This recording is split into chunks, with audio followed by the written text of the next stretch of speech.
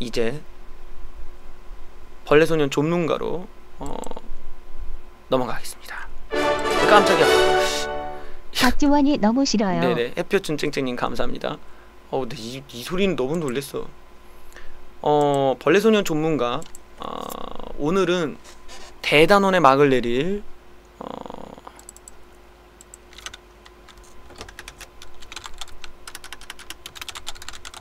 똥대가리 마르크스 그리고 공산주의예요. 제가 왜 데카르트 얘기를 꺼내는가? 제가 왜 헤겔 얘기까지 했는가? 이거는 이 똥대가리 새끼를 얘기하기 위해서였어요. 사실 뭐 보수 진영에 계신 분들, 어떤 이념성을 갖고 있는 사람이라면 어쩔 수 없이 들어야 돼. 왜냐? 지금에 있는 좌파 병신 새끼들이 왜 저렇게 됐는가? 그게 결국에는 이 똥대가리 마르크스 때문이거든. 이 마르크스 같은 이 병신 새끼가 애들을 갖다가 다 배려놨거든. 다 배려놨어. 애들을 다 배려놨어. 애들을 다 배려놨어. 그래서 저는 그런 접근을 어떻게 하고 싶었냐면, 어떤 좌좀들이라는 그런 이념적 대립관계가 아니라 인간의 철학사에서 인간의 철학이 신으로부터 분리되고 회의주의로부터 멀어지고, 그러면서 이성의 힘을 최대한 발휘해서 그것이 어떻게 발전해 왔는가, 그 안에서의 마르크스를 얘기해보고 싶었어요. 뭐랄까,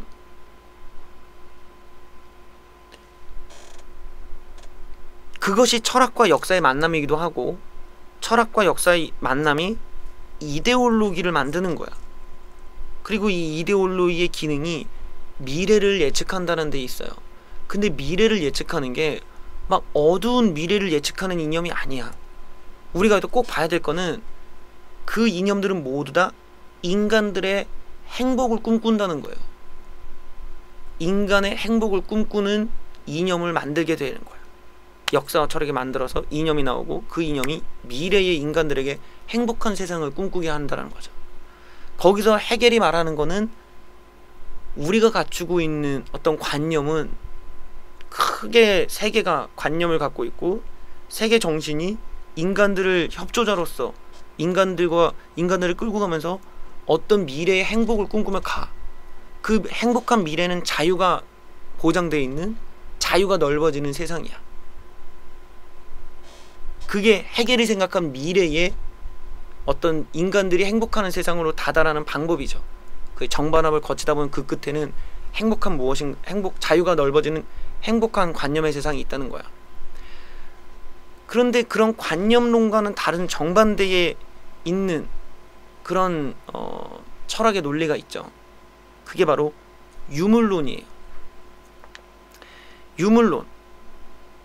유물론은 뭐냐? 관념은 관념이 세상의 근원이라는 건데, 유물론은 물질이 세상의 근원이라는 거야. 물질이 세상의 근원이야. 인간들은 그 물질들이 어떻게 변하냐에 따라 거기 끌려갈 뿐이야. 인간의 의식은. 왜 제가 그런 말을 했잖아요. 레디컬 페미니즘을 얘기할 때 이 미친년들이 하는 얘기는, 결과의 평등을 시키면 의식의 평등도 이루어진다라는 거야. 결과의 평등이 의식의 평등을 만든다라는 거지. 이런 병신 같은 소리를 하는 게 항상 좌파들인 거지. 왜? 얘네들은, 인간들은 그냥 병신 찐따들이라서 어떤 물질적인 세계가 바뀌면 인간들도 바뀐다고 생각을 하는 거지. 이런 부분에서 유물론적인 관점이 존재하는 거예요. 유물론이라는 건 그렇게, 한마디로 말하면 어떤 시스템, 이것들에 따라서, 물질에 따라서 또는 어떤 현상에 따라 바꾼다라는 거야. 그런데 마르크스는 헤겔의 관념은 반대했지만 헤겔의 정반합은 갖고 오고 싶었던 거야. 헤겔이 말한 정반합을 끌고 와서 물질적인 세계관, 유물론을 갖다 붙여갖고 섞어버렸어. 그래가지고 나온 게 막시즘이야. 막시즘이 얘기하는 거는 유물론 대충 넘기고 여기서 중요한 건 이거예요. 막스가 봤던 세상의 변화는 그 유물론적 관점에서 뭘로 봤냐? 관념이 아니라는 거야. 인간의 역사를 보면 지금 우리가 살고 있는 역사는 계급 투쟁의 역사라는 거야. 계급끼리 끝없이 싸운다는 거지. 그 계급이 누구야? 부르조아와 프롤레타리안이잖아. 그런 계급끼리의 싸움이 정반합이 돼서 계속 싸워가지고 인간의 역사가 바뀐다는 거지. 그 바뀌는 단계를 말했어요. 그게 처음에는 원시 부족 공산주의야. 원시 부족 공산주의에서 노예제도, 노예제도에서 봉건제도, 봉건제도에서 자본주의, 자본주의에서 사회주의, 사회주의에서 공산주의로 간다는 거야. 막스가 생각할 때 이 새끼 병신 새끼는 인간의 역사가 유물론적인 변증법을 거치면은 왜 인간들은 그럼 뭐야 물질을 근본으로 둔 얘 세계관에서는 인간들은 찐따들이랑 뭐가 안 돼. 근데 이게 보면은 계급 투쟁의 관점에서 보면은 인간들은 그 안에서는 존나게 치고받고 싸워서 정반함이 일어나가지고는 바뀌더라는 거야 세상을. 원시 부족이 노예제도로 봉건으로, 봉건에서 뭐 자본주의로, 자본주의가 그 다음엔 사회주의로, 사회주의에서 공산주의로 넘어간다는 거야. 이게 막스가 생각하는 그런 어떤 역사에 대한 이해였고 역사에 대한 미래 예측인 거야. 근데 이 논리가 재밌는 게 뭐냐면 막스 그 씨발 새끼는 존나게 친구 돈 빌려가지고 백수처럼 돈 펑펑 쓰고 파티 나가고 존나 사치스럽게 살았거든. 이 새끼는 투쟁을 위해 한 것도 없어. 그냥 말만 그렇게 한 거야. 그리고 지는 존나 돈 빌리면서 놀고 먹어. 왜 그랬을까? 그런 미래는 금방 오는 게 아니잖아. 금방 오는 게 아니야. 그러니까 씨발 뭐 말만 하고 뭐 지금 우리가 사는 세대는 뭐 자본주의니까 이렇게 되는 거야. 자본주의에서 사회주의로 넘어가는 그 과정,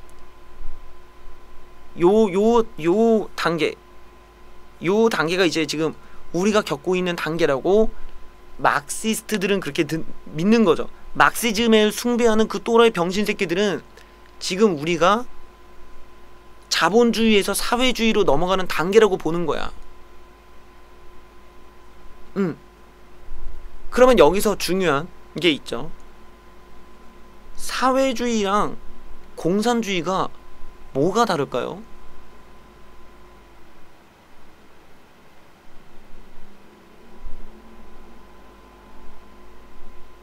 사회주의랑 공산주의가 뭐가 다를까요? 어떤 사람들은 사회주의랑 공산주의가 똑같다고 보시는 분들도 있고, 근데 이쪽에 대해서 이제 알면 알수록 둘의 차이가 점점점 벌어져요. 깊게 들어가면 갈수록 이게 차이가 커져. 이 부분을 좀 설명을 해보면, 사회주의는 공동 생산이야. 공동의 생산이지만 분배는 능력에 따라서 해주겠다는 거야. 공동 생산을 하고 분배는 니들이 한 만큼 주겠다는 거야. 근데 능력에 따라서가 아니겠구나. 뭐에 따라서인지 구체적으로 내가 까먹었네. 능력에 따라서 생산하고 능력에 따라서 분배가 맞나? 어쨌든 분배는 얘네들이 한 만큼 주는 거야. 그런데 공산주의는 아오이 씹새끼들아, 좌빨 존만한 빨갱이 새끼들아, 씹새끼들아, 니들은 쉿발 왼쪽 새끼 손가락부터 1cm 간격으로 실톱으로 존나 잘라버려야 돼. 그럼 아으아야 존나 비명지르겠지. 바로 그때 씹새끼들 대갈통을 씨발 존나 1500도로 달군 오한마로 존나 천천히 면상부터 지져버리면 씹새끼들 빨간 물이 줄줄줄줄줄 나오는 거 보면서 존나 씨발 템포 따라 박수치고 싶다. 씹새끼들아. 네, 후원 감사합니다. 사회주의에서의 분배는 그 사람의 능력 또는 뭐 어떤 노동 생산 거기에 따라서 가는데, 공산주의는 능력 생산을 공동으로 생산을 하고 필요에 따라 분배를 하는 거야. 이거는 국가가 분배까지 개입을 한다라는 거예요. 그러니까 사회주의가 자본주의를 붕괴하지 않고도 존재 가능해. 사회주의라는 거는 마르크스가 생각할 때는 어떤 개념이냐면, 자본주의를 아무리 붕괴를 시켜도 여전히 자본주의의 잔재가 남아있다라는 거야. 그 세상이 자본주의를 붕괴를 시켜도 잔재가 남아있어. 자본주의에 사람들은 여전히 자기가 비싼 거 사고 싶고, 자기가 뭐 어쩌고 저쩌고 뭐 이런 거 있잖아. 자본주의 탐욕들, 그런 잔재가 남아있다는 거야. 그 잔재가 남아있는 체제가 사회주의야. 즉 공산주의로 가기 직전에 전 단계가 사회주의라는 게 막시즘이 말하는 사회주의의 단계야. 공산주의는 국가가 완전히 개입을 해야 돼요. 생산에 대해서도 그렇지만 분배에 대해서도 그래. 근데 여기서 중요한 점은 뭐냐면, 여러분들, 막시즘에서의 사회주의와 공산주의의 가장 큰 차이점은 그것보다 더 분명한 게 있어요. 분명한 구분점이 뭐냐면, 사회주의는 국가를 인정해. 그런데 막스가 얘기한 공산주의는 국가가 없어지는 걸 말해요. 마르크스가 얘기했던 공산주의는 국가 자체까지도 붕괴되는 공산화야. 이 새끼가 생각하는 미래는 국가가 없어져. 모두가 위아더 월드가 돼. 얘가 생각한 역사관에서는 미래에는 국가가 없어진다고 보는 거야.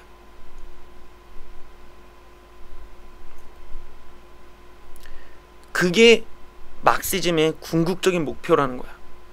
그리고 이 단계에 갔을 때는 반드시 폭력혁명이 필요하다고 느끼고 있어요. 얘네는 폭력적 혁명이 이걸 가능케 만들어준다는 거지.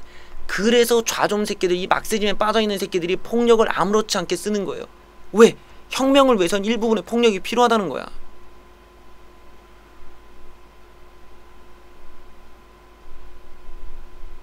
이 미친 새끼는 부르조아들이 들이대거나 막 대들거나 이러면은 폭력으로 제압을 해야 된다는 거야. 그래야 공산화가 이루어질 수 있다는 거지. 바로 이 점이 되게 중요해요. 예. 그런데 우파 진영에서는 이런 미친 새끼들에 대항해서 폭력으로 얘네들을 대항해야 된다라고 하는 부분이 많이 부족해. 이러니까 항상 떼법에 밀릴 수 있는 위험이 있는 거죠. 이 떼법을 막을 수 있는 보수 진영에서의 어떤 신철학이 나와줘야 돼. 신철학이 나와주려면 역사적으로 볼 때는 어떤 뭐 일자리를 창출시키거나 어떤 경제적으로 굉장한 지능을 갖고 있는 사람이 지도부가 돼야 된다고.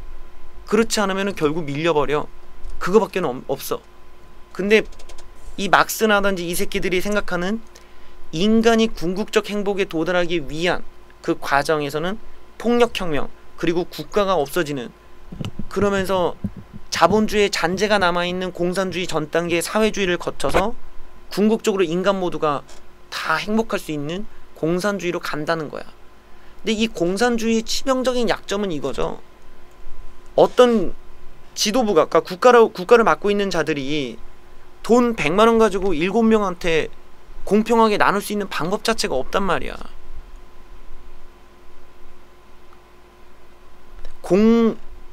우리가 보는 이 화폐가 든 뭐든 이런 것들을 공평하게 나눌 수 있는 방법이 존재를 안 해. 그런데 이 좌파 새끼들이 얘기하는 분배라는 거는 100만원을 7명에게 10만원씩 주고 나머지 30만원을 지가 먹는 거지. 이 새끼들이 말하는 분배는 이거예요. 지금 우리 시대에서.